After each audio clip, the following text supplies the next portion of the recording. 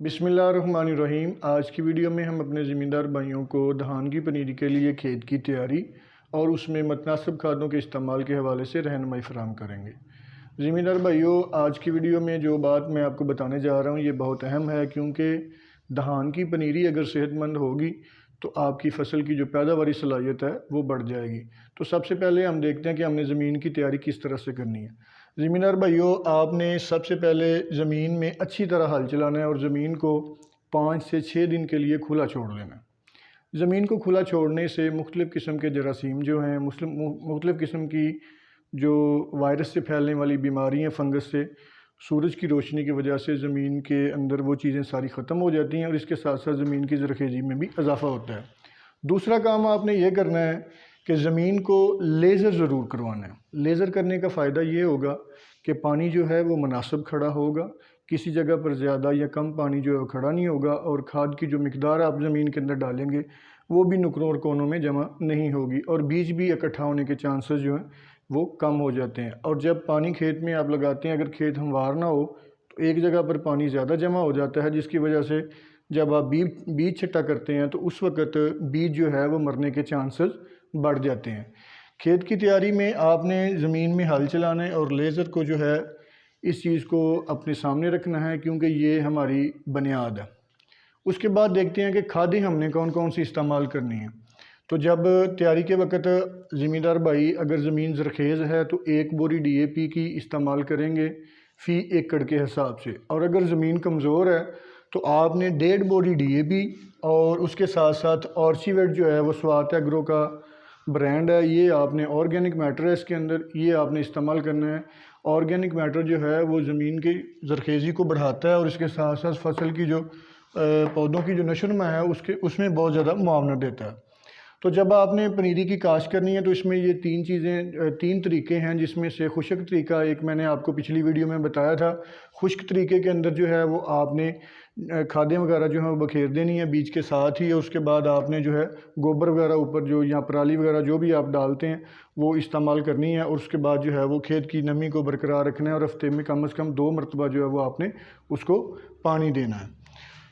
कद्दू के तरीके में आपने जो है वो DAP का इस्तेमाल जो है कोशिश करनी है कि 50 किलोग्राम जो है वो फ़ी एकड़ के हिसाब से, यानी 1 बोरी जो है वो इस्तेमाल की जाए।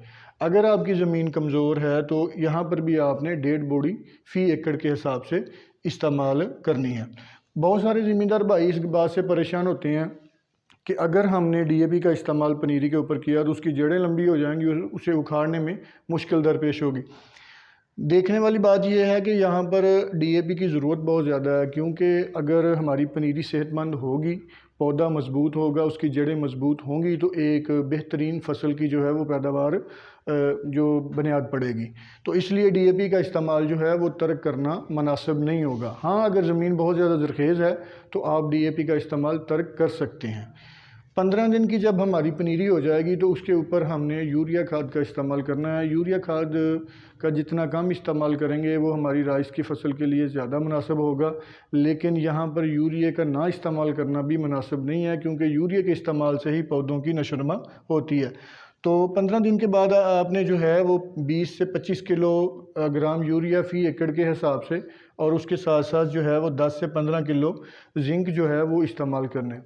जो खुश्क तरीक़ा से काश्त वाले एरिए हैं उनमें जिंक की ज़रूरत कम होती है, लेकिन अगर जिंक का इस्तेमाल कर लिया जाए तो वो फसल के लिए फ़ायदा मंद है।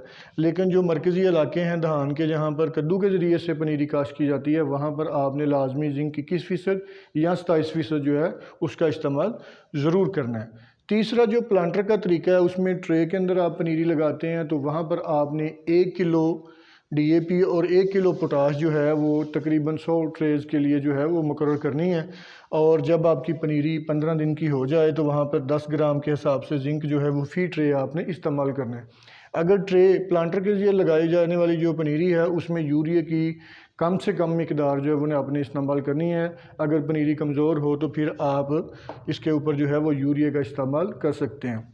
तो ज़मींदार भाइयों, आपको जो मालूमात दी गई हैं उनमें खेत की तैयारी, जिसमें आपने जो है वो अच्छे अंदाज से हल चलाना है, और इसके साथ साथ आपने ज़मीन को लेज़र करना है, और खादें जो मैंने आपको तफसील बताई है इनको आपने मद्देनज़र रखना है। अगली वीडियो में हम अपने ज़मींदार भाइयों को धान की जो बीमारियां हैं, कीड़े हैं, उनके हवाले से और धान की पनीरी के अंदर जो जड़ी बूटियां हैं उनको किस तरह से कंट्रोल करना है, इस हवाले से रहनुमाई दी जाएगी।